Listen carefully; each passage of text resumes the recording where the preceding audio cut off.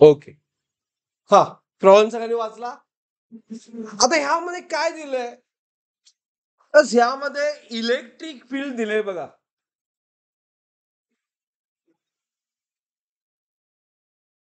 किती आहे? 20x² i cap हा वेक्टर आहे. इलेक्ट्रिक फील्ड जरा असं डिस्कस करू नका प्लीज. मग इलेक्ट्रिक फील्ड दिले आणि विचारलंय potential difference VA minus V0. बरोबर. मग कुठला फॉर्म्युला यूज करणार हे पहिलं अंडरस्टँडिंग. तर as electric field is equal to minus dV by dx असा फॉर्म्युला पण डिस्कस केला की नाही? केलाय. पोटेन्शियल ग्रेडियंट म्हटलोय आपण याला. ओके, तुम्ही लिहून सुद्धा घेतलाय. So using this formula we have to solve this. Is it clear? हे कळालं सगळ्यांना? कुठला फॉर्म्युला यूज करायचा हे कळालं? कुलकर्णी कळालं तुम्हाला? Is it clear? हा. आता फाईंड काय करायचं आहे? तर आपल्याला फक्त मॅग्निट्यूड ऑफ इलेक्ट्रिक फील्ड पाहिजे आहे. किती आहे मॅग्निट्यूड? 20x². गिवन मध्ये बरोबर. आता ई चा फॉर्म्युला काय असतोय? Minus dV by dx. Right? बरोबर. मग dV काय येणार? Minus EDX. बरोबर. Minus EDX. Is it clear? हा. मग dV पासून V कसं फाइंड करणार? इंटिग्रेट. झालं का बरं एव्हरीवन? हे कळालं सगळ्यांना? एव्हरीवन? तर integration of dV, integration of both side is equal to minus outside integration of EDX. बरोबर. Is it right? आता पोटेन्शियल चेंज होतंय from V0 to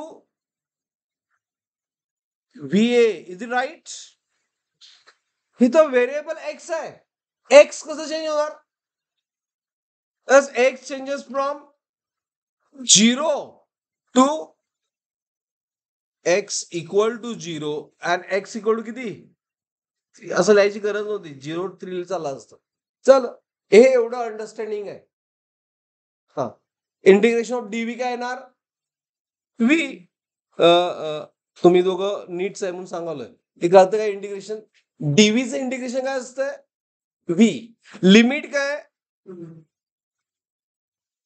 VA and V0. बरोबर. मायनस आता ई ची व्हॅल्यू पुढे काय राहिली? हा, ई ची व्हॅल्यू काय? 20x².